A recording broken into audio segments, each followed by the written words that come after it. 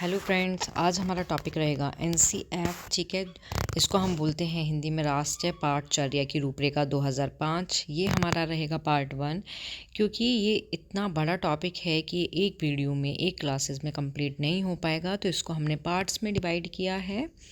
तो यह आपका कौन सा पार्ट रहेगा? 1 रहेगा और ये इम्पोर्टेंट है। इससे रिलेटेड क्वेश्चन आपके एग्ज़ाम में आए हुए हैं और आएंगे भी। आप देखना 27 फ़रवरी को एनसीएफ 2005 में से एक क्वेश्चन तो आपको मिलेगा ही मिलेगा। एक या दो क्वेश्चन आपको मिल सकते हैं इसमें। ठीक है, और ये आपकी जो क्लास है वो 16 रहेगी। रीट एग्ज़ाम 2025 जो 27 फ़रवरी को आपका एग्ज़ाम है, उसके लिए मोस्ट इम्पोर्टेंट क्लास है ये आपकी। तो स्टार्ट करते हैं इस क्लास को। जिसको भी वीडियो पसंद आए वो इसको लाइक शेयर सब्सक्राइब करना ना भूलें। देन इसमें हमारा फर्स्ट टॉपिक आता है। इसमें पॉइंट आता है एनसीएफ में। सबसे पहले हमारा एनसीएफ 2025, ठीक है, जिसको हम इंग्लिश में बोलते हैं नेशनल करिकुलम एक सेकेंड, तो इसको हम इंग्लिश में क्या कहते हैं? नेशनल करिकुलम फ्रेमवर्क भी हम इसको बोलते हैं। ठीक है, इसकी फुल फॉर्म है आपकी, फुल फॉर्म आती है इसकी नेशनल करिकुलम फ्रेमवर्क।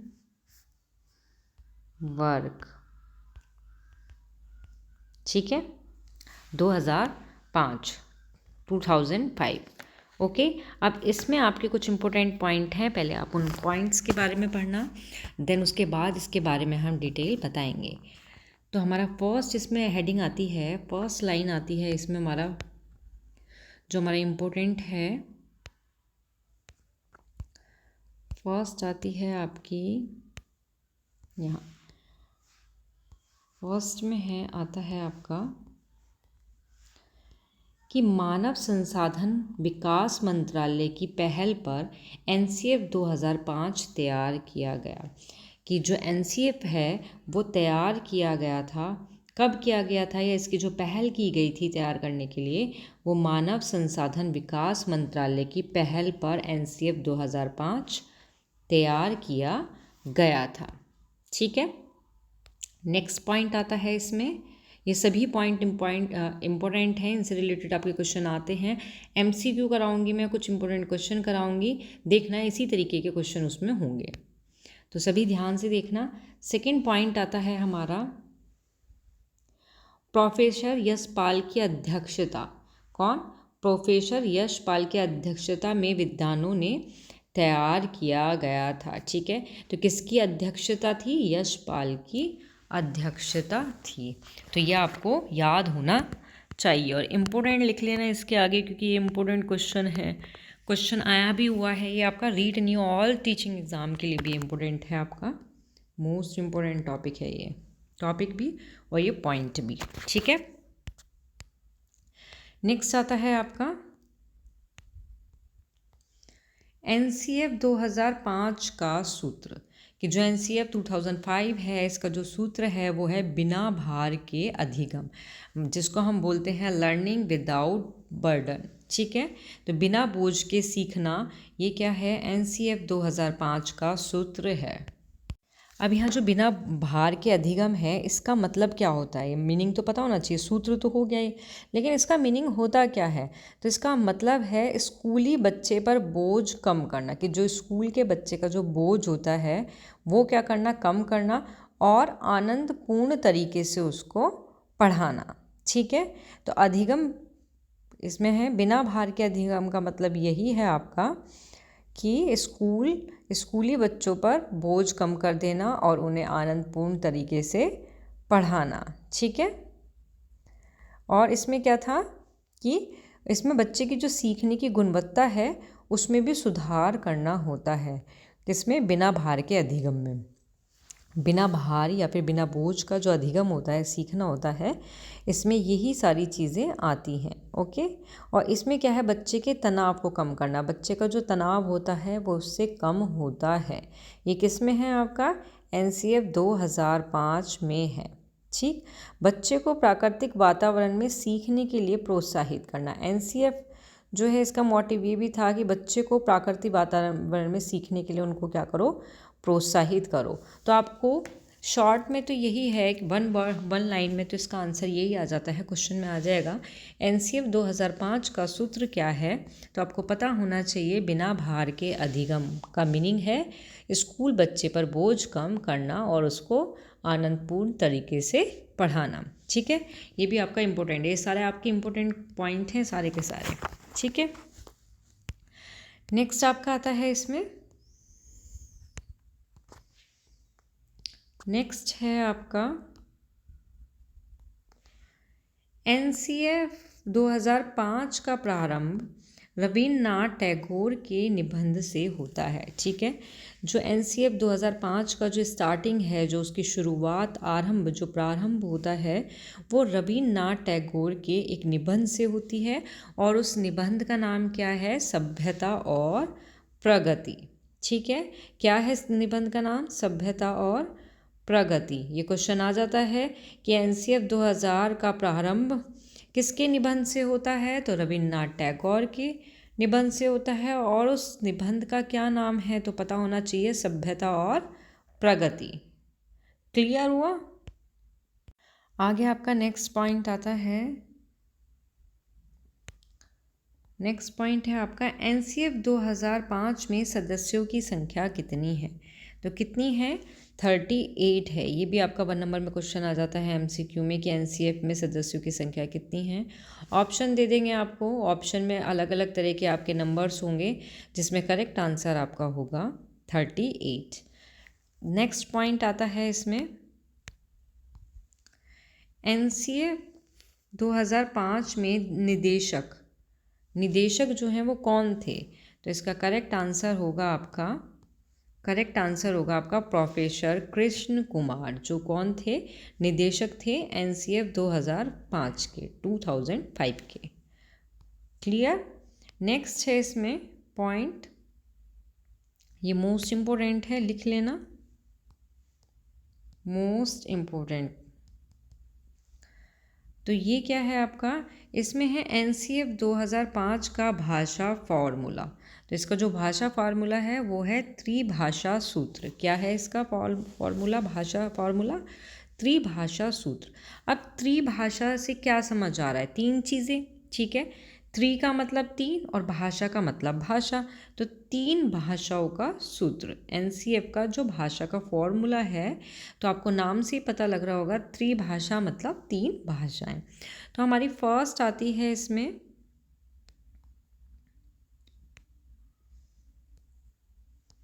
फर्स्ट आती है हमारी राष्ट्रीय भाषा, जिसके अंदर क्या आता है हमारा हिंदी। सेकंड में आता है हमारा अंतर्राष्ट्रीय भाषा, जिसमें आता है हमारा अंग्रेजी या इंग्लिश। देन उसके बाद होती है हमारी मातृभाषा होती है, क्या होती है, मातृभाषा होती है, जिसको हम स्थायी भाषा भी बोल सकते हैं। तो स्थायी भाषा का मतलब होता है जहाँ हम रहते हैं वहाँ की भाषा, जैसे गुजरात में गुजराती, पंजाब में पंजाबी, कन्नाड़ में कन्नड़ी, तो कन्नाडा में कन्नड़ी। तो मीन्स इस तरीके की जो भाषाएं होती हैं ये सारी कौन सी कहलाती हैं, हमारी मातृभाषा या फिर स्थायी भाषा के अंतर्गत आता है। इसमें आपको यही याद रखना है कि भाषा फॉर्मूला क्या है, त्रिभाषा सूत्र है और त्रिभाषा में ये भाषाएं आती हैं। किसके अंदर कौन सी भाषा है ये आपको बता ही दिया है। ठीक है, अब हम स्टार्ट करते हैं एनसीएफ के बारे में कि इसका जो मीनिंग होता है वो होता क्या है। नेशनल करिकुलम का जो आपका फ्रेमवर्क है, इसका मीनिंग क्या होता है, अर्थ क्या होता है। अभी तो इसके कुछ इंपॉर्टेंट पॉइंट थे, एक तरह से इसके हिस्ट्री मान लो ये। ठीक है, इसकी एक तरह से हिस्ट्री हो गई कि इसके सारे पॉइंट्स की कब ये पहल की, इसकी कौन अध्यक्ष थे, सूत्र क्या था, सदस्य कितने, तो ये तो एक तरह से हिस्ट्री हो गई। अभी इसका मीनिंग पता होना चाहिए कि होता क्या है एनसीएफ। तो हमारी नेक्स्ट हेडिंग आती है एनसीएफ का अर्थ। तो यहाँ आपको क्लियर हो जाएगा पाठ्यचर्या का अर्थ। जो एनसीएफ है इसका जो अर्थ होता है वो क्या होता है। ठीक है, तो इसमें आपको क्लियर होगा पाठ्यचर्या अंग्रेजी के कर्किकुलम का हिंदी रूपांतरण है। ठीक है, पाठ्यचारा अंग्रेजी के करकुलम का हिंदी रूपांतरण है। ठीक है, अब जो ये कर्किकुलम है, ये कर्कुलम जो है, इसकी जो उत्पत्ति हुई है वो लैटिन भाषा के कुरियर शब्द से हुई है, जिसका अर्थ है रेस कोर्स। और इस रेस कोर्स का मीनिंग क्या होता है? दौड़ का मैदान। ठीक है, यहाँ आपको इस पिक्चर से समझ आ जाएगा, क्लियर हो जाएगा इसका मीनिंग यहाँ पे, कि पाठ्यचार्य का अर्थ क्या है, या पाठ्यचार्य का अर्थ क्या है कि ये अंग्रेजी भाषा के कर्कुलम से लिया गया है, जो लैटिन भाषा में है। लैटिन भाषा का क्या मीनिंग है?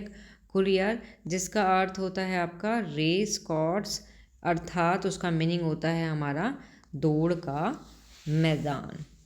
ठीक है, हुआ क्लियर? तो ये पिक्चर बना लोगे ना, पिक्चर भी अपनी माइंड में सेट कर लोगे तो भी आपको याद रहेगा। कभी कभी ऐसे होते हैं कि हमें जो वर्ड्स हैं, ये लिखा हुआ जो होता है ये याद नहीं होता, बट हमें इस तरीके की जो इमेज है वो इजीली याद हो जाती है। तो इस इमेज को अपने दिमाग में बिल्कुल फिट कर लो। ओके, नाउ स्टार्ट करते हैं आगे का हम। अब आपका आता है NCF 2005 की रूपरेखा। ठीक है, नेक्स्ट हेडिंग क्या है आपकी? NCF 2005 की रूपरेखा। तो इसमें आता है आपका भारत में 4 बार बन चुकी है। NCF 2005 की जो रूपरेखा है वो भारत में कितनी बार बन चुकी है? 4 बार बन चुकी है। ओके, ठीक है, तो भारत में 4 बार बन चुकी है क्या? रूपरेखा। अब जो ये NCF है, ये NCF 2005 की जो रूपरेखा बनाने की जो रिस्पॉन्सिबिलिटी होती है वो किसकी होती है? वो होती है NCERT की।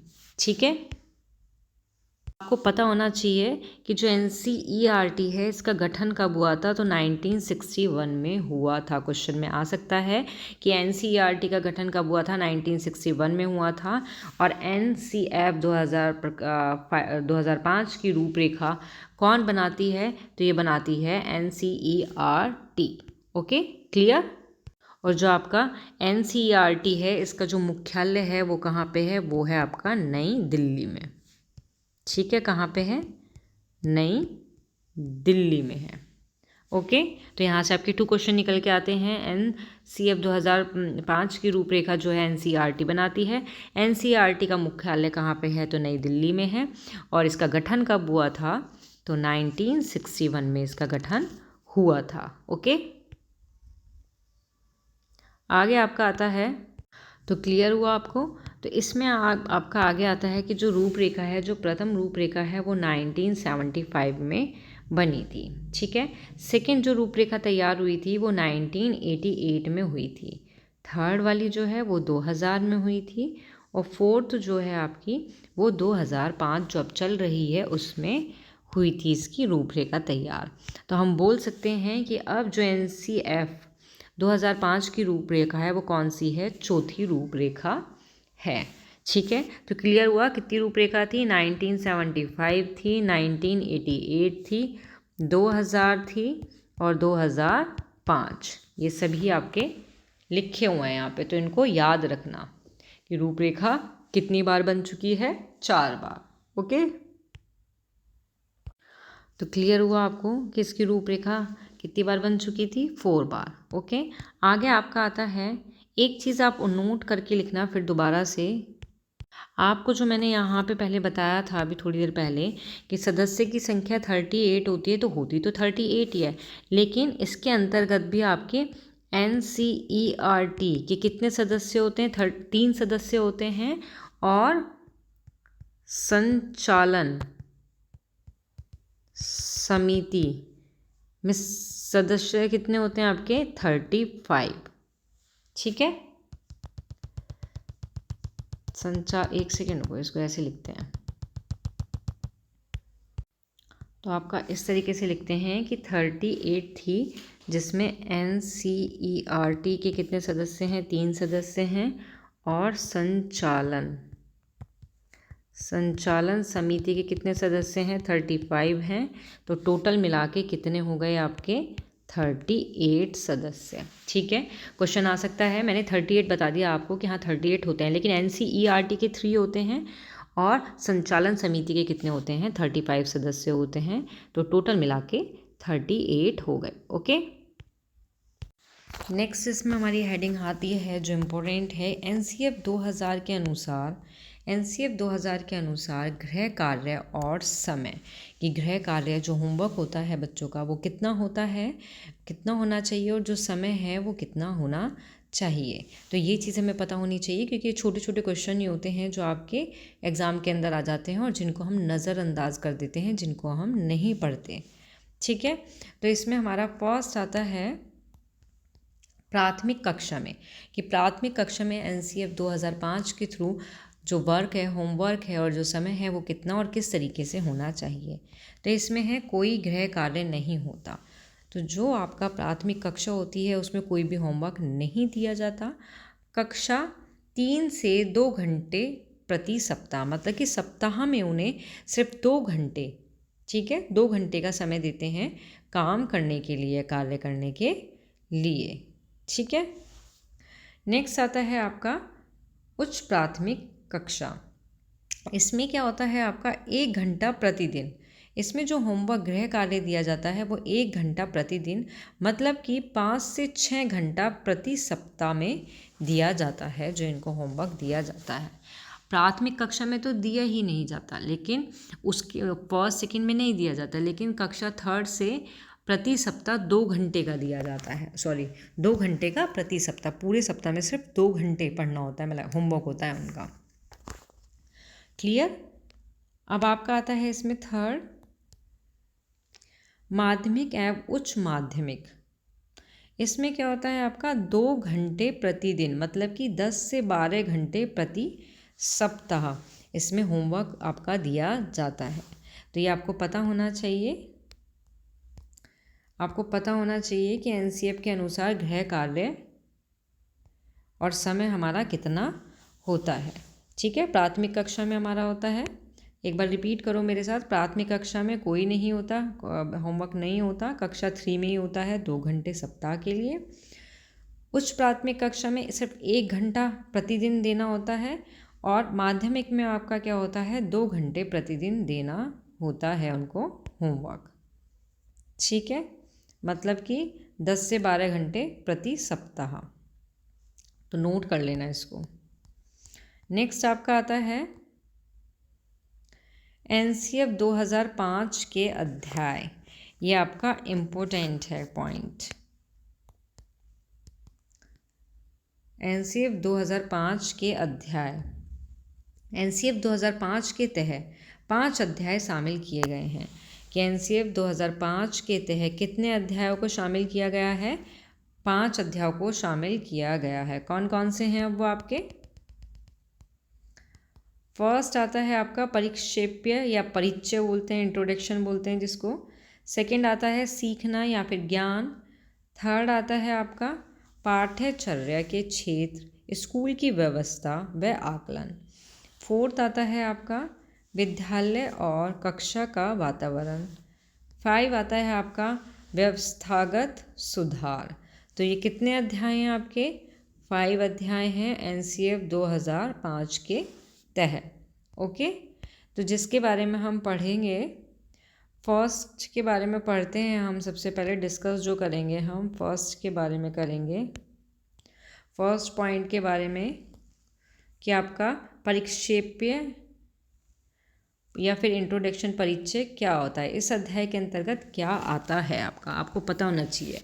यही नहीं है कि हाँ ठीक है 5 अध्याय हैं ये हैं, तो है ये, बट इनके अंदर है क्या, क्या चीज़ें हैं इसके अंदर, क्या बातें कही गई हैं इसके अंदर। ओके, तो मैं इसमें ओरली बोलूँगी आपको, आप क्या है इंपॉर्टेंट पॉइंट्स को नोट करते जाना। ठीक है, तो इसमें हमारा क्या आता है, इसमें हमारा फर्स्ट पॉइंट आता है हमारा परिचय में, इंट्रोडक्शन में फर्स्ट है हमारा परिचय। ठीक है, इसमें हमारा फर्स्ट पॉइंट है, इसके अंदर भी हमारा फर्स्ट पॉइंट आता है कि पाठ्यक्रम जो है हमारा वो इस तरीके का होना चाहिए कि बच्चे का क्या हो, बच्चे का सर्वांगीण विकास। ठीक है, परिचय में हमारा यही है कि पाठ्यक्रम का जो निर्माण है वो इस तरीके से होना चाहिए, इस तरीके का होना चाहिए कि बच्चा का उसमें क्या हो सके, सर्वांगीण विकास उसका हो सके। ठीक है, सेकंड पॉइंट आता है इसी में कि पढ़ाई को रटने की प्रवृत्ति से मुक्त करके स्कूल के बाहरी जीवन से जोड़ें। तो इसमें एक तरह से यही लिख सकते हैं, रटने की प्रवृत्ति खत्म। ठीक है, और स्कूल के बाहरी जीवन से, स्कूल के बाहरी जीवन से जोड़ा जाए। किसको? छात्र को। क्लियर हुआ परिचय में कि परिचय में क्या होता है? फर्स्ट पॉइंट था कि इस तरीके का पाठ्यक्रम होना चाहिए, इस तरीके का पाठ्यक्रम होना चाहिए कि बच्चे का सर्वांगीण विकास हो। देन सेकंड है, रटने की प्रवृत्ति खत्म करो और बाहरी जीवन को जोड़ा जाए उनमें। ओके, नेक्स्ट हमारा पॉइंट आता है इसी में, नेक्स्ट पॉइंट आता है इसमें कि शिक्षा को बोझ ना समझे। जो शिक्षा है उसे बोझ ना समझें। ठीक है, और सूझ के आधार पर पाठ्यक्रम का बोझ कम करें। किसके आधार पर? सूझ के आधार पर पाठ्यक्रम का बोझ कम किया जाए। ठीक है, तो ये इसका क्या था? थर्ड पॉइंट था। और इसमें 4 पॉइंट आता है आपका, इसी में आपका 4 पॉइंट आता है कि ऐसे नागरिक वर्ग का निर्माण करना। ये इंट्रोडक्शन में है परिचय के अंदर कि नागरिक वर्ग का, ऐसे ऐसे लिखो, ऐसे नागरिक वर्ग का निर्माण करना जो आर्थिक, राजनीतिक प्रक्रिया में भाग लेने की क्षमता रखते हों, भाग लेने की क्षमता रखते हों। ठीक है, तो ये इसके पॉइंट्स हैं जो इम्पोर्टेंट हैं। बच्चे का सर्वांगीण विकास करना, रटने की प्रवृत्ति से मुक्त करना, बोझ न समझना शिक्षा को, और 4 पॉइंट आता है ऐसे नागरिक, 4 पॉइंट में आता है ऐसे नागरिक वर्ग का निर्माण करना जो आर्थिक राजनीतिक प्रक्रिया में भाग लेने की क्षमता रखते हैं। ठीक है, क्लियर हुआ हमें फर्स्ट पॉइंट परिचय। सेकंड आता है हमारा इसमें, सेकंड पॉइंट है हमारा सीखना या फिर ज्ञान। ठीक है, सीखना और ज्ञान। तो इसके अंदर क्या आते हैं हमारे पॉइंट्स? इसके अंदर हमारे पॉइंट आते हैं, सेकंड है हमारा सीखना और ज्ञान। ठीक है, जिसके अंदर हमारा फर्स्ट पॉइंट है, तो फर्स्ट पॉइंट में आता है इसमें कि छात्र के विकास और अधिगम, मतलब जो सीखना है, अधिगम के संबंध में सर्वांगीण दृष्टिकोण। ठीक है, तो ये किसके अंदर आता है? आपका सीखने और ज्ञान के अंदर। इसी में हमारा सेकंड पॉइंट आता है, इसी में हमारा सेकंड पॉइंट है कि कक्षा में सभी विद्यार्थी के लिए समावेशी वातावरण, ज्ञान निर्माण में विद्यार्थी की सहभागिता और रचनात्मकता को बढ़ाना। ठीक है, हम लिख सकते हैं, शॉर्ट में भी लिख सकते हैं कि ज्ञान निर्माण में ज्ञान निर्माण में छात्र की सहभागिता और रचनात्मकता को बढ़ावा देना या फिर बढ़ाना। तो ये आता है आपका सीखने और ज्ञान के अंदर। थर्ड पॉइंट है अब हमारा, थर्ड पॉइंट में आता है हमारा पाठ्यचर्या के क्षेत्र, स्कूल की व्यवस्था और आकलन। ये क्या है हमारा थर्ड पॉइंट है अध्याय का। तो इसमें हमारा फर्स्ट पॉइंट आता है, जो थर्ड है इसमें हमारा फर्स्ट पॉइंट आता है कि बहुभाषिता। बहुभाषिता का क्या मतलब है कि जो आपका प्राइमरी लेवल है, ठीक है, क्या है, जो हमारा प्राथमिक, जो हमारी प्राथमिक शिक्षा है, और जो हमारा उच्च माध्यमिक स्तर है, उच्च माध्यमिक स्तर है जो हमारा, तो प्राथमिक शिक्षा और उच्च माध्यमिक स्तर तक बच्चों के जो ज्ञान का निर्माण है या निर्माण में बहुभाषिता जो है, बहुभाषिता के बुनियादी महत्व को समझना बहुत आवश्यक है। ठीक है, थर्ड पॉइंट के अंदर यही आता है हमारा पाठ्यचर्या के क्षेत्र, स्कूल की व्यवस्था और आकलन में आपकी यही चीज़ें आती हैं कि जो आपका प्राथमिक शिक्षा और उच्च माध्यमिक स्तर तक जो हमारा स्टूडेंट है, जो हमारा छात्र है, उनके किसके ज्ञान के निर्माण में बहुभाषिता के बुनियादी महत्व को समझना बहुत आवश्यक है। क्लियर? इसी में हमारा अब सेकेंड पॉइंट आता है,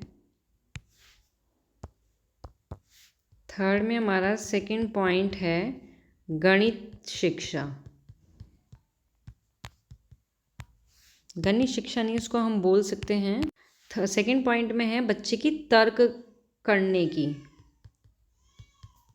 करना, ठीक है, सोचना छात्र का, और कोई भी प्रॉब्लम है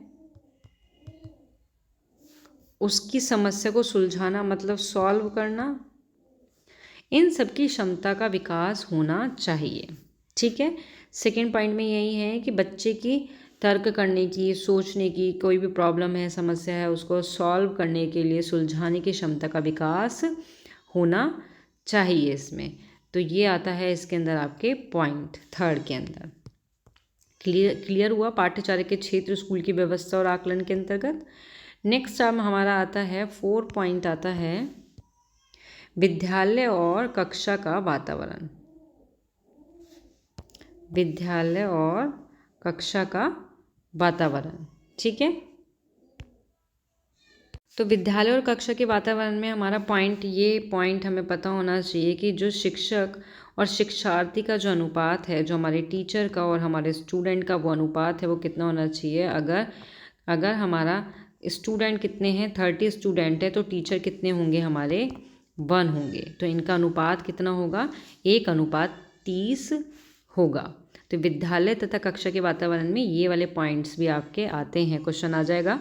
अगर कक्षा के अंदर 30 स्टूडेंट हैं, 30 छात्र हैं, तो वहाँ टीचर की संख्या, शिक्षक की संख्या कितनी होगी। तो ये चीज़ हमें पता होनी चाहिए कि जो हम करेक्ट आंसर लगा दें और 1 नंबर प्राप्त कर लें। और इसमें वातावरण से क्या मतलब है, वातावरण से इसमें यही मतलब है कि जो विद्यालय का अनुशासन है या वातावरण है कक्षा का, या अनुशासन है कक्षा का, वो इस तरीके का होना चाहिए कि टीचर अगर कोई भी चीज़ पढ़ा रहा है तो वो इजीली क्या है, संपन्न हो जाए, कंप्लीट हो जाए, और बच्चे की क्षमता का भी विकास हो जाए। तो ये होता है विद्यालय और कक्षा के वातावरण के अंतर्गत। और इसमें ये भी आता है आपका कि विद्यालय के अंदर पुस्तकालय या शिक्षक के लिए ज्ञान को ग्रहण करने के लिए पुस्तकें, ये सारी चीज़ क्या हैं, अवेलेबल होनी चाहिए। ठीक है। विद्यालय में आपका इसमें ये भी आ जाता है कि हमारे टीचर के पास सारी सामग्री होनी चाहिए कि जो इजीली वो बच्चों को भी पढ़ा सकें, कि चॉक, डस्टर, चार्ट पेपर वगैरह, तो इस तरीके से। क्लियर हुआ? नेक्स्ट आपका आता है इसमें 5 आता है, आपका लास्ट पॉइंट है व्यवस्थागत सुधार। ठीक है, तो व्यवस्थागत सुधार के अंदर आपका आता क्या है? तो व्यवस्थागत सुधार में आपका आता है कि जो पाठ्यचर्या है, जो पाठ्यचर्या है वो इस तरीके से क्या होनी चाहिए, इस तरीके से वो निर्मित होनी चाहिए जिससे शिक्षक, जिससे क्या है आपका टीचर जो है वो क्या है स्टूडेंट को खेलते समय ही, खेलते खेलते ही काम करते हुए उन्हें प्रत्यक्ष रूप से अवलोकन कर सके। ठीक है, व्यवस्थागत सुधार में आपका यही आता है कि पाठ्यचर्या इस प्रकार से निर्मित होनी चाहिए कि जो टीचर है वो स्टूडेंट को खेलते समय या खेलते खेलते ही काम करते हुए प्रत्यक्ष रूप से अवलोकन उनका कर सके। ठीक है, और इसमें आता है, ये फर्स्ट पॉइंट है। सेकंड पॉइंट आता है इसमें कि जो तुम्हारे प्रिंसिपल होते हैं स्कूल में, प्रिंसिपल और टीचर, इन दोनों के सहयोग से ही क्या है जो योजना होती है उसका विकास होना चाहिए। ठीक है, योजना का क्या होना चाहिए, विकास होता है या होना चाहिए। इसमें व्यवस्थागत सुधार के अंतर्गत यही चीज़ें आती हैं। तो क्लियर हुआ आपको कि इसके जो 5 अध्याय हैं, इनके तहत 5 अध्यायों कौन कौन से अध्याय शामिल किए गए हैं? क्लियर हो गए? परिचय, सीखना और ज्ञान, पाठ्यचर्या के क्षेत्र, स्कूल की व्यवस्था व आकलन, 4 विद्यालय और कक्षा का वातावरण, 5 व्यवस्थागत सुधार। तो यहाँ आपका क्या है, ये क्लास होती है ओवर। ठीक है, नेक्स्ट वीडियो में सेकंड पार्ट में हम मिलेंगे इसी टॉपिक को आगे पढ़ते हुए, जिसमें हम MCQ क्वेश्चन भी करेंगे और कुछ हमारे पॉइंट्स हैं, कुछ हमारी हेडिंग्स हैं जो रह गई हैं, जो हमारी इम्पोर्टेंट हैं एग्ज़ाम के लिए। ओके, जिसको भी वीडियो पसंद आई वो इसको लाइक, शेयर, सब्सक्राइब करना ना भूलें। Thank you.